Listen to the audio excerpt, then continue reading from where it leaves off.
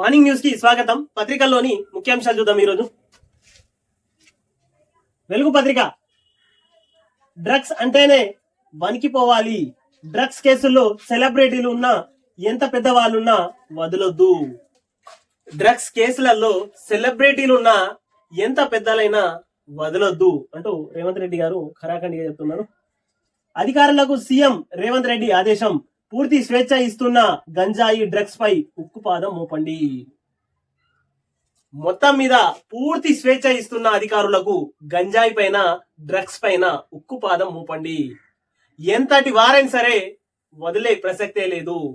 ఎంత పెద్దవాడైనా ఎవడైనా గాని వదిలే ప్రసక్తే లేదు అంటూ రేవంత్ రెడ్డి గారు చెప్తున్నారు. మీకు ఏం కావాలన్నా ప్రభుత్వం సమకూరుస్తుంది.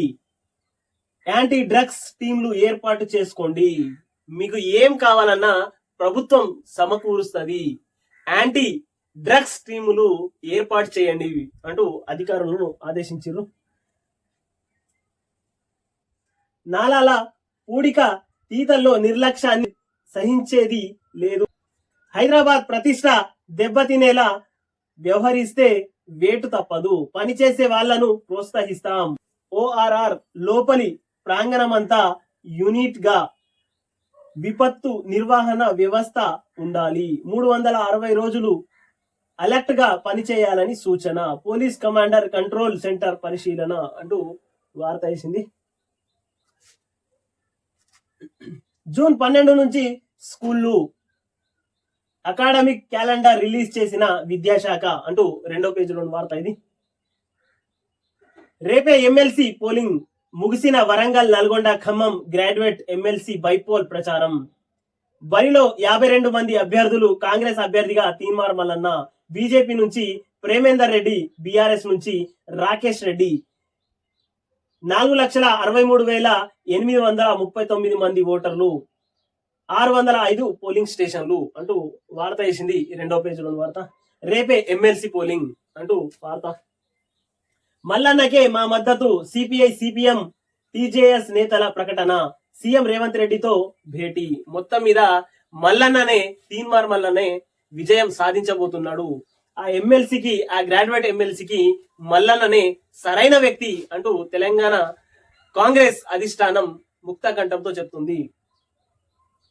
దాంతోపాటు తీన్మార్ మల్లన్న ఇంతకు ముందే దాంట్లో 5 సంవత్సరాల క్రితమే పల్లా రాజేశ్వర్ రెడ్డిపై హోరాహోరీగా వచ్చి ఆఖరి క్షణాల్లో 2వ స్థానం కైవసం చేసుకున్నటువంటి తీన్మార్ మల్లన్నకే ఈ సీటు దక్కుతుందని 100% తెలంగాణ ప్రజలు కాకుండా నల్గొండ, ఖమ్మం, వరంగల్ గ్రాడ్యుయేట్లు 100% వాళ్ళు కూడా తీన్మార్ మల్లన్నకే ఈసారి అవకాశం ఇద్దాం అంటూ నిర్ణయించుకున్నట్టు వార్తలు. గ్రాడ్యుయేట్ ఎన్నికల్లో పూర్తి స్థాయిలో 100% తీన్మార్ మల్లన్న విజయాన్ని సాధించబోతున్నాడు. కేసీఆర్ 10 ఏళ్ల పాలనలో ఒకే ఒక గొంతుకగా తీన్మార్ మల్లన్న ప్రశ్నించడం మనం చూసినాం. దాంతో పాటు తీన్మార్ మల్లన్నకు ఇప్పుడు తన దగ్గర కొంతమంది, కొన్ని పింకీలు కలిసి మొత్తం మీద తీన్మార్ మల్లన్నని ఓడించాలే, తీన్మార్ మల్లన్న బ్లాక్ మెయిలరు, తీన్మార్ మల్లన్న ఇది చేసిండు అది చేసిండు అంటారు. తెలంగాణ ప్రజలకు మొత్తం తెలుసు తీన్మార్ మల్లన్న ఎలాంటోడు. తీన్మార్ మల్లన్న తెలంగాణ ప్రజలకు ఏం చేసిండు, తీన్మార్ మల్లన్న ఎక్కడి నుంచి ప్రస్తావన మొదలైంది, ఆయన ఇప్పుడు ఎలా ఈ స్థాయికి వచ్చాడో మొత్తం తెలంగాణ సమాజం గమనిస్తున్నది. బిడ్డ ఒక్కొక్కళ్ళు నోలు విప్పుతున్నారు, జాగ్రత్త. తెలంగాణ ప్రజలు మొత్తం మీద సమాధానం చెప్పడానికి పట్టభద్రుల ఎమ్మెల్సీగా 100% గెలవబోతున్నాడు. బిడ్డ ఈ పింకీలు జాగ్రత్తగా ఉండండి మీరు అని హెచ్చరిస్తున్న బిడ్డ. గేమింగ్ జోన్ లో భారీ అగ్ని ప్రమాదం. 27 మంది సజీవ దహనం, మృతుల్లో 9 మంది చిన్నారులు అంటూ వార్త వేసింది. ఇక్కడ గుజరాత్ లోని రాజ్కోట్ లో ఘోరం. దర్యాప్తుకు సిట్ ఏర్పాటు చేస్తామని సీఎం భూపేంద్ర పటేల్. మృత్యుల కుటుంబాలకు 4 లక్షల ఎక్స్గ్రేషియా ప్రకటన. ఘటనపై రాష్ట్రపతి, ప్రధాని దిగ్భ్రాంతి అంటూ 4వ పేజీలో వార్త వేసింది. 10 ఏళ్లలో 26 లక్షల ఉద్యోగాలు ఇచ్చినాం. మాకంటే ఎక్కువ ఏ రాష్ట్రంలో ఇయ్యలే కేటీఆర్. ఏ రాష్ట్రమైనా ఇచ్చినట్టు నిరూపిస్తే రాజీనామా చేస్తా. 2 లక్షల ఉద్యోగాలు ఇస్తామని చెప్పిన కాంగ్రెస్ ఒక్కటి భర్తీ చెయ్యలే, రాష్ట్రంలో ఇండస్ట్రీస్ వెనక్కి వెళ్ళిపోతున్నాయని ఆరోపణ. మొత్తం మీద ఫఖర్ బాబు ఎలాంటి సబ్జెక్ట్ దొరకట్లేదు, ఏదో సబ్జెక్టులు తీసుకొని చిల్లల మల్లగా మాట్లాడి మొత్తం మీద ఫఖర్ బాబు వార్తలకు ఎక్కబోతున్నాడు. 10 ఏళ్లలో నీ అయ్యా ఉద్యోగాలు ఇచ్చుంటే ఈ పరిస్థితి మీకు పట్టేది కాదు. 10 ఏళ్లలో మీరు ఉద్యోగులకు కరెక్ట్ మీరు జీతాలు ఇచ్చుంటే మీది ఈ పరిస్థితి కాకపోయేది. మీరు నిరుద్యోగులకు ఉద్యోగ కల్పన చేస్తామన్నారు, 10 ఏళ్లలో అది సక్రమంగా చేస్తుంటే మీకు ఈ పరిస్థితి పట్టేదే కాదు. నిరుద్యోగులకు 3000 ఇస్తామన్నారు, అది కూడా ఇయ్యలేదు. కాబట్టి ఆ నిరుద్యోగులు కూడా మిమ్మల్ని యాడికి దొక్కాలనో, మిమ్మల్ని యాడికి తీసుకపోయి పాతేయాలనో ఆడికి తీసుకపోయి పాతేసారు. అయినా మీకు బుద్ధి లేదు అని తెలంగాణ ప్రజలు నిరుద్యోగులు అనుకుంటున్నారు. సార్, ఇంకా మాకంటే ఎక్కువ ఏ రాష్ట్రంలో ఉద్యోగాలు ఇవ్వలేదు, మేమే తోపుగాళ్ళం, మేమే పుడింగిగాళ్ళం. 10 ఏళ్ల దాకా తెలంగాణ రాష్ట్రాన్ని మొత్తం అప్పుల కుప్పగా మార్చేసినాం, తెలంగాణ రాష్ట్రాన్ని సత్యనాశగా పట్టించడం అని ఇంకా సిగ్గు లేకుండా మరి చెప్తున్నాడు ఫఖర్ బాబు. ఇంకా మా అంత పోటుగాళ్ళు కాదంట. కాంగ్రెస్ ప్రభుత్వం వచ్చే 6 నెలలైంది. 6 నెలల్లో దగ్గర దగ్గర చూసుకో ఉద్యోగాలు పెండింగ్ పెట్టిపోయినాయి, అన్ని వాళ్ళు ఇచ్చారు. ఇంకా సిగ్గు లేకుండా మాట్లాడుతున్నాడు అంటూ తెలంగాణ ప్రజలు అనుకుంటున్నారు. ఇప్పుడు కాక జర్ర సైలెంట్ అయిందైతే మళ్ళా ఇక్కడ ఫఖర్ బాబు లేచి కూర్చుంటాడు. కాక జర్ర రేజ్ అయితే ఫఖర్ బాబు కనబడాడిగా. వీళ్ళకి ఏదో ఒకటి మొత్తం మీద వీళ్ళు వార్తల్లోకి ఎక్కాలన్నట్టు ఏదో ఒకటి సమస్యతోని వీళ్ళు బయటకు వస్తారు అంటూ తెలంగాణ సమాజం అనుకుంటున్నది. మిమ్మల్ని ఈసారి ప్రతిపక్ష హోదాలో కూసబెట్టింది. దానికి 100కు 100% మీరు ఏం చేయాలనో, మీరు ఎట్లా చేయాలనో ప్రజలకు ఆలోచన చేసి ప్రజల సమక్షాన ప్రజల తరపున నిలబడే ప్రయత్నం చేయాలి మీరు. కానీ గడికో వేషం వేసుకుంటా ఫఖర్ బాబు. హేమకు బెంగళూరు పోలీసుల నోటీసులు, రేపు విచారణకు హాజరు కావాలని ఆదేశం. డ్రగ్స్ పాజిటివ్ వచ్చిన 86 మందికి సిసిబి నోటీసులు. డ్రగ్స్ ఎక్కడి నుంచి తరలించారనే కోణంలో దర్యాప్తు అంటూ 2వ పేజీలోని వార్త ఇది. మొత్తం మీద హేమ కొత్త కొత్త డ్రామాలు వేసి నేను హైదరాబాద్ లోనే ఉన్నాను, ఆ రేవులు పార్టీలో లేను అంటూ కొత్త డ్రామాకు తెరలేకుండే. కానీ అదంతా పోయింది. ఆ బ్లడ్ శాంపిల్స్ ఈమె పాజిటివ్ రావడంతో ఎట్టకేలకు చిట్ట చివరికి బెంగళూరు పోలీసు వాళ్ళు రమ్మనంగానే వెంటనే హేమకు బెంగళూరు పోలీసులు నోటీసులు పంపించారు. మొత్తం మీద ఎక్కడికెళ్ళైతే హేమక్క 2 వైపుల నుంచి ఇరికిపోయింది అని చెప్పుకోవచ్చు.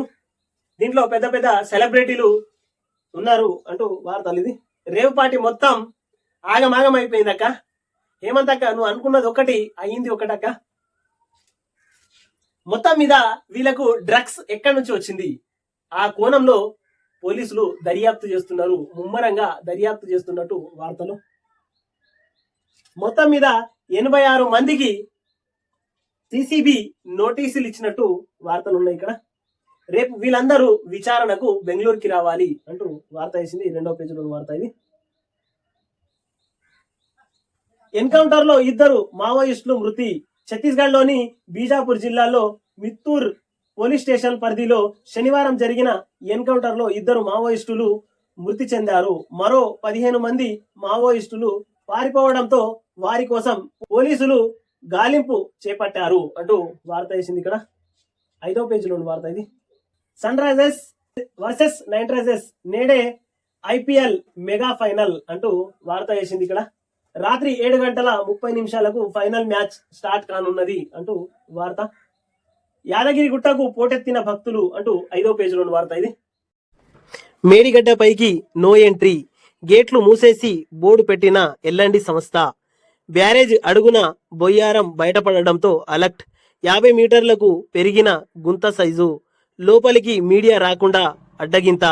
ఇంకా ఎన్ని లోపాలున్నాయోనని అనుమానాలు అంటూ 2వ పేజీలోని వార్త.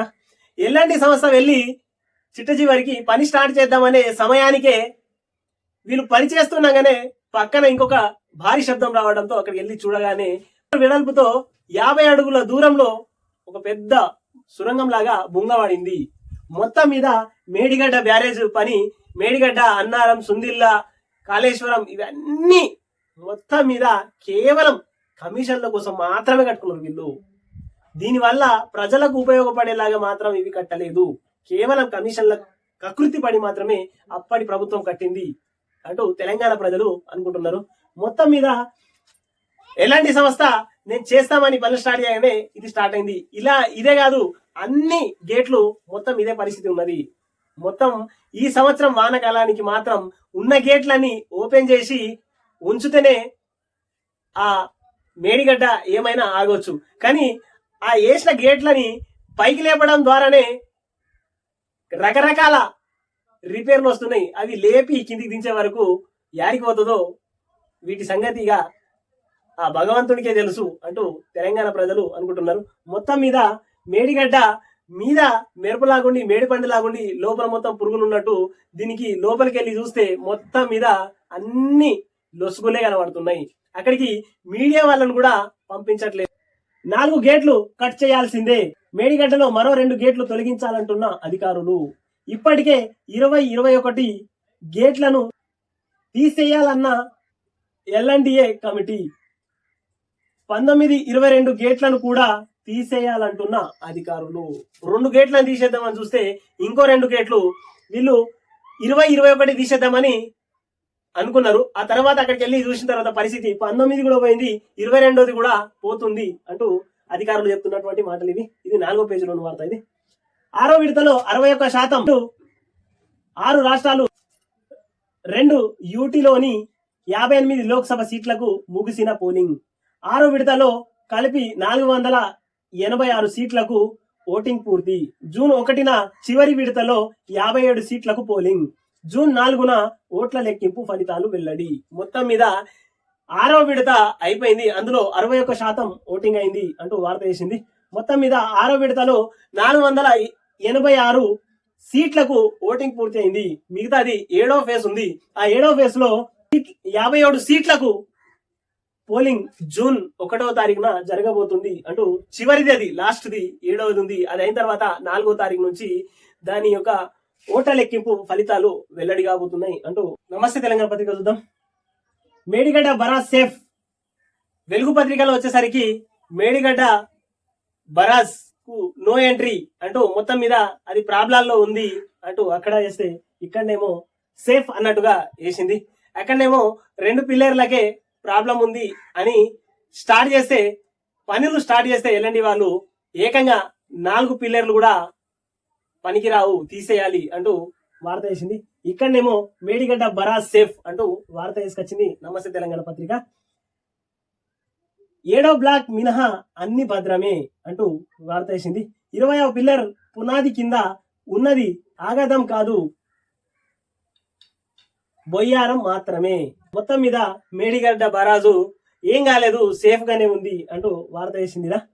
మేడిగడ్డ బరాజులో 7వ బ్లాక్ లో 20వ పిల్లర్ వద్ద సీక్రెట్ ఫైల్స్ లో వాటిల్లిన లోపం కారణంగా పునాది కింద నుంచి నీళ్లు ప్రవహించి ఇసుక మట్టి కొరతకు గురైంది. దీని వల్ల ఖాళీ బొయ్యారం ఏర్పడింది, పిల్లర్ కుంగింది. మొత్తం 8 బ్లాకుల్లో 7వ బ్లాక్ మినహా అన్ని సురక్షితంగానే ఉన్నాయి అంటూ నమస్తే తెలంగాణ పత్రిక ఇక్కడనేమో ఇట్లా వేసింది. నమస్తే తెలంగాణ పత్రికలో ఈ రకంగా చేస్తే వెలుగులో క్లారిటీగా 20-21 పిల్లరు 19-22 19-20-21-22 4 పిల్లర్లు పనికి రాకుండా పోయినాయి అంటూ వార్త అక్కడ వేసింది. 9 గంటలకే ప్రాథమిక ఉన్నత బడుల్లో అమలు. తాజాగా మార్పులు చేసిన విద్యాశాఖ. జూన్ 12న పాఠశాలల పునర్ప్రారంభం. 2024-25 విద్యా క్యాలెండర్ విడుదల అంటూ వార్త వేసింది. ఇక్కడ తప్పుల తడకగా మూల్యఖానం అంటూ 2వ పేజీలోని వార్త. ఇది ఎస్సీ కార్పొరేషన్ విభజన అంటూ 10వ పేజీలోని వార్త. కరెంట్ కొరత అంత్యక్రియలకు వ్యధ అంటూ వార్త వేసింది. ఇక్కడ 10వ పేజీలోని వార్త. ఇది కూడా విద్యుత్ కొరతలు ఉండొద్దు అంటూ వార్తలు 12వ పేజీలోని వార్త. ఇది జొన్నకు తరుగు కోత, ధాన్యం కొనక వాత, విత్తనాలు దొరకక వేత అంటూ వార్త వేసింది. ఇక్కడ నమస్తే తెలంగాణ పత్రిక 10వ పేజీలోని వార్త వేసింది. ఇది మాకంటే ఎక్కువ ఉద్యోగాలు ఇచ్చారా, నిరూపిస్తే రాజీనామా. ఇక సాలిగా బుడర్ఖాన్ మాటలు అవే, పాత డప్పులు సాలిగా మీరు ఇచ్చింది మస్తు ఇచ్చిర్రు, మీరు ఇస్తే అధికారంలోని మీరే ఉండేవాళ్ళు, మీరు ఇయ్యలేదు కాబట్టి మిమ్మల్ని ప్రతిపక్షంలో ఉంచిర్రు తెలంగాణ సమాజం, తెలంగాణ నిరుద్యోగులు. కాక సాలిగా అంటూ తెలంగాణ ప్రజలు అనుకుంటున్నారు కాక ఇది 3వ పేజీలోని వార్త. ఇది స్మార్ట్ మీటర్లు మాకొద్దు అంటూ 8వ పేజీలోని వార్త. ఇది గొర్రెల పంపిణీకి గుడ్ బై అంటూ వార్త వేసింది. మొత్తం మీద గొర్రెల పంపిణీ ఎట్లా చేసిరంటే కాక ఉన్నప్పుడు 20 గొర్రెలు స్కూటీల మీద తీసుకొచ్చిర్రు, 40 గొర్రెలు ఆటోలలో వేసుకొని వచ్చిర్రు అంటూ వార్తలు వేసిరు కాక. మొత్తం మీద మన గొర్రెల స్కీమ్ స్కామ్ లాగా మారింది. అప్పుడు కాక ఇచ్చినటువంటి 20 యూనిట్లు, ఒక యూనిట్ కి 20 గొర్రెలు, ఒక పొటేలు 20 గొర్రెలు 2 వీలర్ వెహికల్ మీద తీసుకొచ్చారు. అప్పుడు ఇచ్చిన అధికారుల లెక్కలు అవి. ఎలా మీరు రవాణా చేసిరంటే గొర్రెల్ని స్కూటీల మీద 20 గొర్రెల్ని ఒక పొటేల్ని సరఫరా చేసినట్టు అప్పుడు వార్తలు ఇచ్చారు. ఇది హైలైట్ మీది. ఇప్పుడేమో గొర్రెల పంపిణీకి గుడ్ బై అంటూ వేసింది. మీరు చేసినటువంటి ఘనకార్యాలు మామూలు ఘనకార్యాలు కావు, అవి స్కీములు అన్నారు, వాటిని స్కాములు అని అంటారు. యాదవన్నలందరూ అదే మాట చెప్తున్నారు. ఇప్పుడు చిట్ట చివరికి వాళ్ళు డిపాజిట్ చేసినటువంటి 30,000 వెనక్కి ఇయ్యండ్రా బాబు, మాకి ఇచ్చేసేయండ్రా అనే పరిస్థితికి తీసుకొచ్చినప్పుడు మీరు ఇప్పుడేమో గుడ్ బాయ్, ఈ బాయ్, ఆ బాయ్ అంటూ వార్త వేసింది. ఇది 2వ పేజీలో ఉన్న వార్త. ఎమ్మెల్సీ ఎన్నికలకు ముగిసిన ప్రచారం అంటూ వార్త వేసింది 2వ పేజీలో ఉన్న వార్త. మొత్తం మీద కేఎన్ఎన్ టీవీని సబ్స్క్రైబ్ చేయండి, షేర్ చేయండి.